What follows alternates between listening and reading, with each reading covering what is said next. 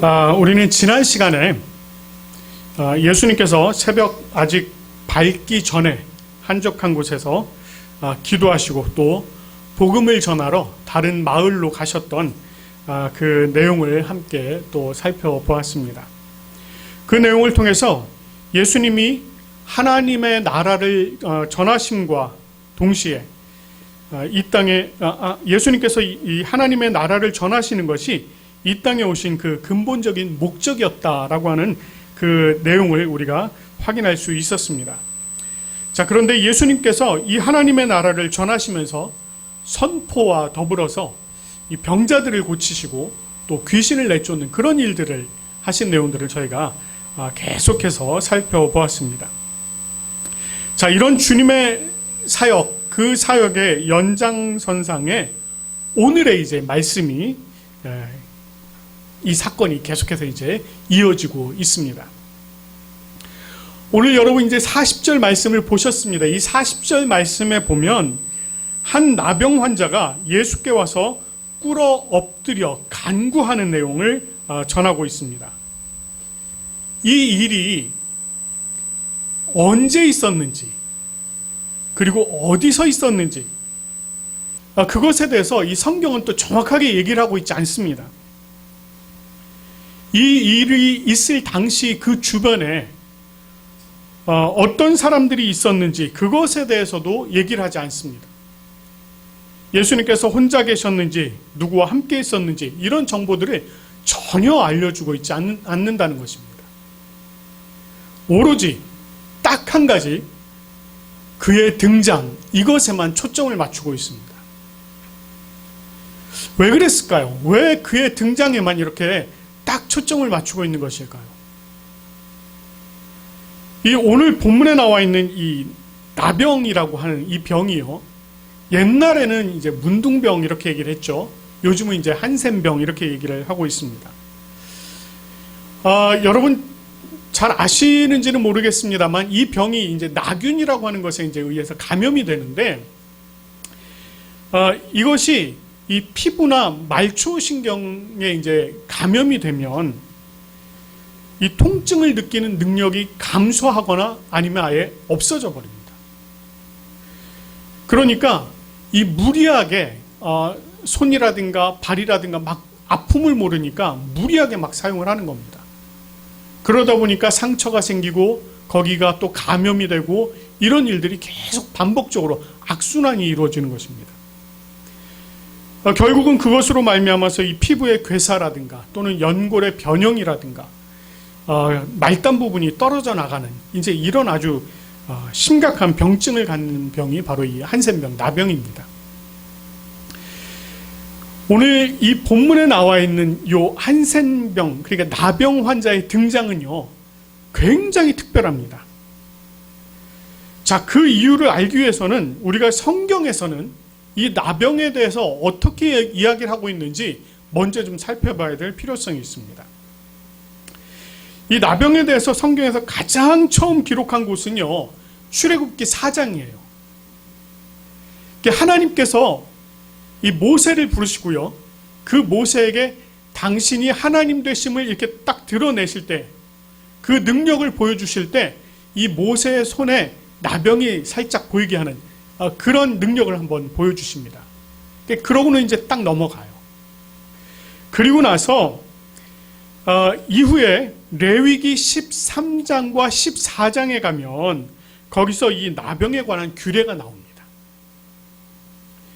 여기서는 나병을 부정한 것으로 정의하고 있습니다. 특별히 13장 45절 46절 말씀에 의하면 이 나병 환자는요, 옷을 찢고 머리를 풀며 윗입술을 가리고 외치기를 부정하다 부정하다라고 외쳐야 했습니다. 그리고 이 병이 있는 날 동안은 늘 부정해서 따로 이 마을에서 같이 살 수 없고요, 따로 진영 밖에서 살도록 그렇게 했습니다. 그 병자가 사람을 만나거나 또는 그 병자가 누구의 집에 들어가기라도 하면 그가 만난 사람이든 그가 들어갔던 집이든 모든 것들이 다 부정하게 되었어요. 그렇기 때문에 이 부정함을 막기 위해서 그를 진영 밖으로 내보냈던 것입니다. 혹여 이 나병에 걸린 사람이 지나가는 길에 사람이라도 있으면은요, 이 사람은 반드시 멀리 서서요, 부정하다, 부정하다 이렇게 외쳤어야만 합니다. 그러니까 그 사람이 이렇게 피해갈 수 있도록 그렇게 했어야만 했던 것입니다. 자, 이와 같은 그 레위기의 규례가 예수님 당시에도 계속해서 이어지고 있었습니다. 자, 그런 의미에서 본다면은요, 이 규례가 예수님 당시까지 계속해서 이어지고 있었다라는 그런 입장에서 본다면 오늘 본문의 이 나병 환자는요, 사실상 이 규례들을 다 깨고 등장한 것입니다. 자신의 부정함을요, 사람들에게 알리지도 않았어요. 사람들을 만나서도 안 됐습니다. 그런데 그가 누구에게 나왔습니까? 예수님 앞으로 지금 나온 거예요. 그리고 그 앞에 엎드린 것입니다.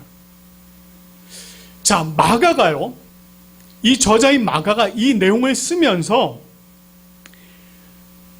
언제인지, 때와 어디서인지, 장소, 누가 있었는지 이런 것들을 다 기록하지 않은 이유는요, 이 사람이 율법을 범했는지 이 내용을 굳이 알리지 않고자 했던 것입니다. 그러니까 이거를요, 우리가 자세히 이렇게 들여다보지 않는 한 그냥 이것은요, 뭐 율법을 범했다, 안 범했다 이거를 그냥 덮어버릴 수 있는 내용인 거예요. 그래서 다른 쓸데없는 논쟁거리를 제공하지 않는다는 것입니다. 오로지 이 나병 환자가 예수님을 찾아왔다는 그 사실, 거기에만 딱 집중을 시키고 있는 것입니다. 자, 예수님께 와서 꿇어 엎드린 그 사람이 예수님 앞에 딱 말씀을 이렇게 이야기를 합니다. 원하시면 저를 깨끗하게 하실 수 있습니다. 이렇게 얘기를 해요. 자, 일반적으로요, 자기가 아주 심각한 병을 앓고 있는 사람이라면 어떻게 얘기를 해야 되겠습니까? 저의 병을 고쳐주세요. 이렇게 얘기를 하는 게 맞을 겁니다. 그런데 이 사람이요, 그렇게 얘기를 하지 않습니다. 당신이 원하시면 저를 깨끗하게 하실 수 있습니다. 이렇게 얘기해요. 전혀 엉뚱한 얘기를 합니다. 더군다나 자신의 병이 낫느냐 마느냐 하는 이 중요한 시점에 뭐라고 얘기하느냐면, 사실 이제 우리말로는 좀 생략이 되어 있는데 뭐라고 얘기하느냐면 만약 이렇게 얘기합니다. 만약 당신이 원하시면 이렇게 얘기를 해요.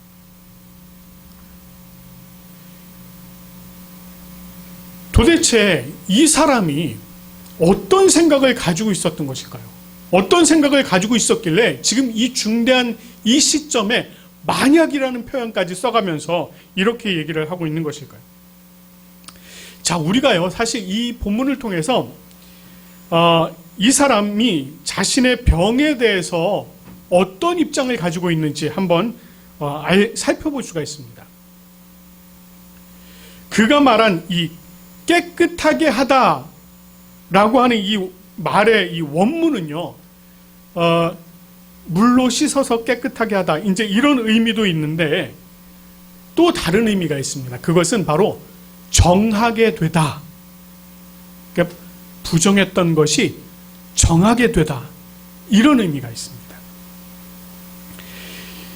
이것은 레위기에서 제사장이 정하게 되었다라고 선포했던 그 말과 같은 말입니다.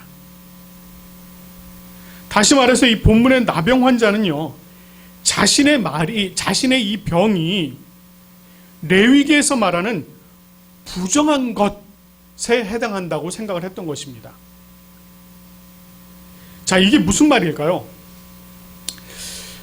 구약 성경, 이제 구약에 보면 열왕기나 역대기쯤에 가면은요, 어떤 일들이 있느냐면 범죄한 왕이 있지 않습니까? 하나님 앞에 범죄한 왕이 하나님으로부터 벌을 받아서 나병 환자가 되는 경우가 있었습니다. 그러니까 죄를 범해서 그 결과로 나병 환자가 되는. 그래서 이것을요, 후대의 사람들은 저주라고 여겼습니다. 그러다 보니까 이 생각이 예수님 때까지 그대로 내려왔던 거예요. 그래서 나병에 걸린 사람을 이 사람들은 어떻게 생각을 했느냐면 하나님으로부터 벌을 받아 저주를 당했다, 이렇게 생각을 했던 것입니다. 자, 그런데 오늘 지금 여기에 나와 있는 이 환자는 어떻게 생각했다고요? 그것을 자기가 저주로 여기지 않았다는 것입니다. 이것은 단순히 레위기에서 이야기하고 있는 부정한 것, 이것으로 여겼다는 것이에요. 그러니까 이것이 정하게 되면 된다라고 이렇게 생각을 했던 것입니다. 그랬기 때문에 자신을 정하게 해줄 수 있는 분이라고 여겨진 그 예수님께 지금 이 사람이 당장 달려 나온 것입니다. 그런데 뭐라고 얘기했어요? 만약 원하시면, 이렇게 얘기를 해요. 만약 원하시면. 뭐 원하지 않으시면 안 하셔도 된다는 얘기인가요? 사실 이게 그런 얘기가 아닙니다. 이 말이 예수님께서 하실 의지가 있느냐 없느냐 이걸 묻는 게 아니에요. 자, 이것은요, 예수님의 의지보다 그 다음에 나오는 말에 더 이렇게 아주 중요한 방점을 찍고 있는데, 그 다음에 나오는 말이 원문에서 뭐냐면 할 수 있다라는 단어입니다. 할 수 있다. 정확한 의미는 할 능력이 있다입니다. 다시 말해서 이 나병 환자는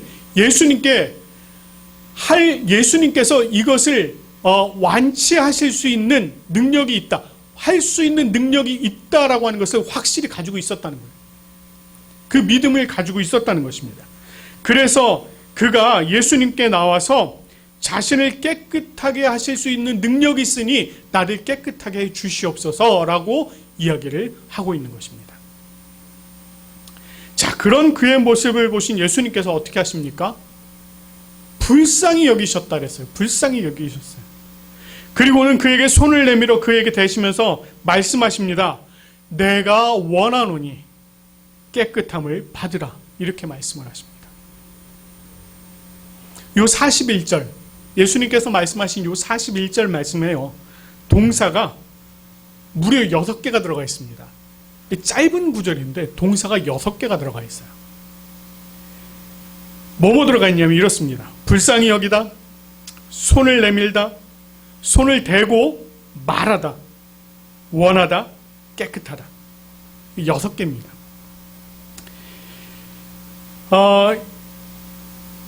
이 6개의 동사를 통해서 예수님께서 하신 그 행위를 굉장히 자세하게 설명을 하고 있습니다. 자, 저자가 이렇게 동사를 6개나 사용하면서 설명한 이유가 있을까요? 분명히 있습니다. 사실 이 본문에 쓰인 6개 동사 중에 생략할 만한 동사가 하나도 없습니다. 다 쓰여야 될 동사예요. 자, 그런데 이 동사들 중에요, 당시의 사람들이 읽었을 때 굉장히 놀랄 만한 동사가 있습니다. 여러분 혹시 그게 뭔지 아시겠습니까? 우리가 읽기에는 뭐 특별한 게 없어 보이죠. 그러나 당시의 사람들은요,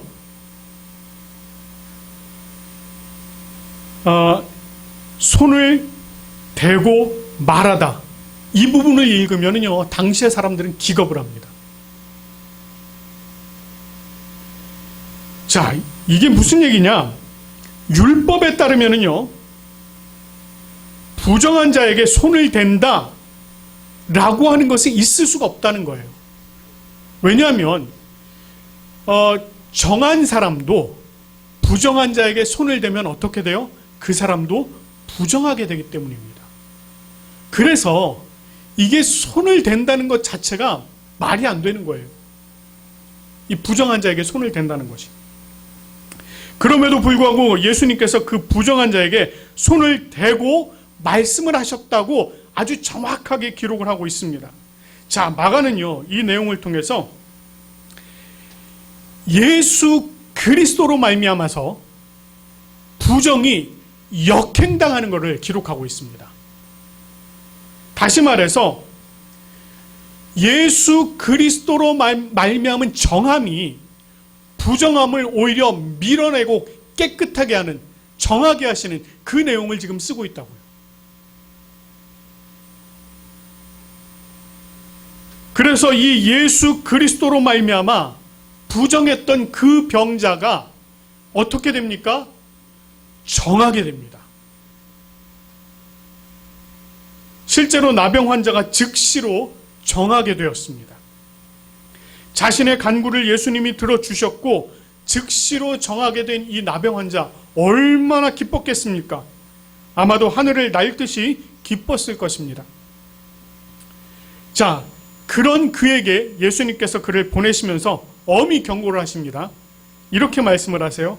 아무에게 아무 말도 말고 가서 몸을 제사장에게 보이고 깨끗하게 되었으니 모세가 명한 것을 들여 그들에게 입증하라, 이렇게 말씀을 하십니다. 이미 정하게 되었거든요. 예수님으로 말미암아 이미 정하게 되었습니다. 그런데도 불구하고 예수님께서는 그를 제사장에게 보내시는 거예요. 자, 왜 그러셨을까요? 자, 예수님께서 말씀하신 이 내용은요, 우리가 어디서 찾아볼 수 있느냐면 레위기 14장, 이 나병 환자가 정결하게 되는 날의 규례에 대한 그런 내용입니다. 환자의 병증이 나았을 때 제사장에게 보이고 제사장의 명에 따라서 살아있는 새 2마리, 백향목, 우슬초, 붉은 홍색실, 이런 것들을 준비를 해서 정결의식을 해야 했습니다. 예수님은 율법이 정한 그 규례를 행하라, 이렇게 지금 말씀하고 있는 거예요. 예수님께서 그를 정하게 하셨지만 율법이 정한 규례를 통해서 그 최종적인 판단, 정하게 되었다라고 하는 이 최종적인 판단을 누구에게 맡기시는 것입니까? 제사장에게 맡기시는 거예요. 자, 이렇게 예수님께서 이것을 명하신 데는 2가지 이유가 있습니다. 자, 첫 번째는요, 제사장의 판단과 의식을 통한 그 정결의 선언이 있어야만 이 사람이 온전하게 다시 그 사회생활을 할 수가 있습니다. 2번째는요, 예수님께서 행하신 이 일, 그를 정결케 하신 이 일이 하나님께서 명령하신 그 율법의 범주 안에 있었다라고 얘기하는 것입니다. 다시 말해서 예수님께서 그 율법 안에서 모든 일을 행하셨다라고 하는 걸 지금 말씀하고 있는 것입니다. 그래서 율법적으로 완치 판정을 받을 때까지 아무에게 아무 말도 말고 제사장을 만나서 입증하라고 이렇게 얘기를 하시는 것입니다. 자, 그런데요, 이 사람이 나가서 이 일을 널리 전파합니다. 그가 제사장을 만났는지 안 만났는지는 잘 몰라요. 성경에서 지금 그거를 더 쓰고 있지 않아서 그걸 알 수가 없습니다.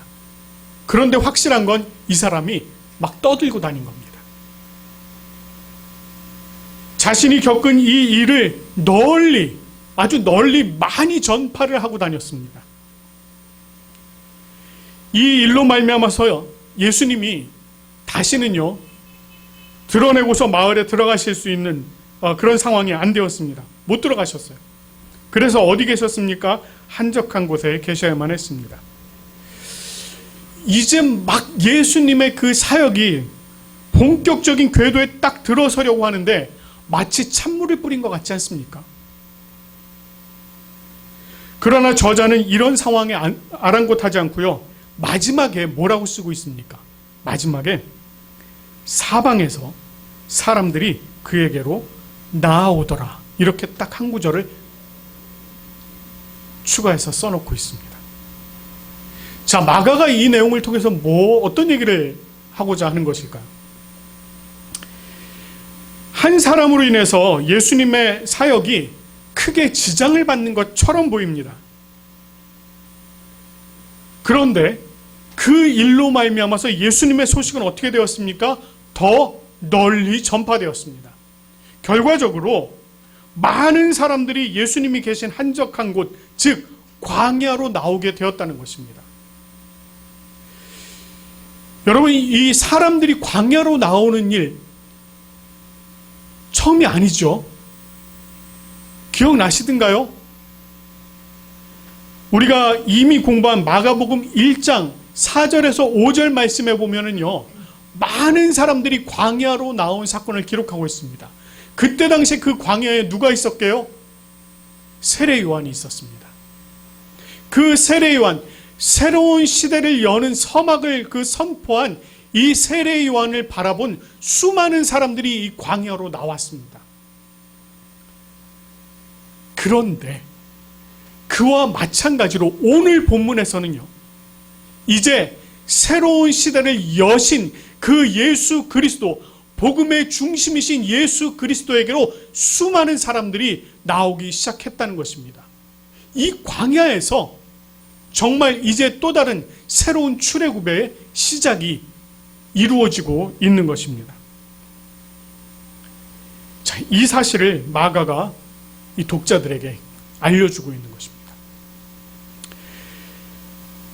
오늘날 저희가 이 세상을 살면서요, 참 여러 가지 많은 그 일들 속에 뒤섞여 살아가고 있습니다. 그러다 보니까 참 많은 부분들이 무뎌졌어요. 그것도 그럴 것이 세상이 참 다양해지기도 했고요. 이전에 금기시하던 것들, 그런 것들이 이제는 아무렇지도 않은 듯 버젓이 우리들의 생활에 아주 가까이 들어와 있습니다. 그러다 보니까 점점 우리도 모르는 사이에 우리가 무뎌진 삶을 살아갑니다. 특히 우리 안에요, 정함, 부정함 이런 개념들이 사라진 지가 오랜 것 같습니다. 점점 우리는요, 영적으로 무감각한 시대, 그런 시대에 살아가고 있다는 것입니다. 자, 이런 시대에 살아가는 우리가 어떻게 해야 되겠습니까?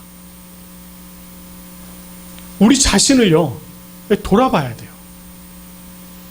우리 자신을 돌아보면서 우리가 정말 영적으로 무딘 가운데 살고 있지는 않은지 매번 점검을 해봐야 합니다. 그런데 이게 참 안타까운 것은요, 여러분 스스로가 돌아본다고 해서 내가 정말 영적으로 무뎌졌는지를 스스로 알 수 있습니까? 아니요, 그게 잘 안 됩니다.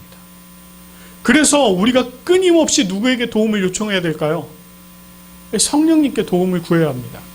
성령께서 우리 안에 계시고 성령께서 나와 함께 계실 때에, 그 성령께서 나를 진정으로 조명을 해 주실 때에 비로소 내가 정한지 부정한지를 알 수 있다는 것입니다. 그래서 우리가 성령님의 도우심을 늘 간구해야 돼요. 그리고 그것을 통해서 여러분, 우리가 정말 내가 영적으로 지금 부정한 가운데 빠져들고 있다라고 생각이 되시면 어떻게 해야 되겠습니까? 당장 누구에게 나가야 되겠습니까? 예수 그리스도 앞으로 나가야 하는 것입니다. 우리를 깨끗하게 하실 분 누구라고요? 예수 그리스도밖에 없습니다. 그 예수 그리스도가 우리를 깨끗하게 하실 수밖에 없기 때문에 우리는 그 믿음을 가지고 주님 앞으로 나아가야 하는 것입니다. 그리고 주님 앞에 무릎 꿇어 엎드려야 하는 것입니다. 오직 주님께서 우리들에게 명하실 그 말씀, 깨끗함을 받으라, 이 말씀을 우리가 기대하며 나아가야 하는 것입니다. 그럴 때로서 우리가 진정으로 예수 그리스도로 말미암아 깨끗함을 얻을 수 있는 것입니다.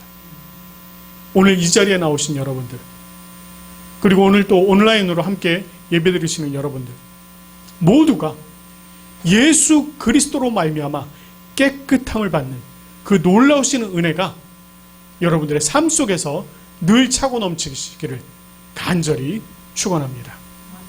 우리 함께 기도하겠습니다.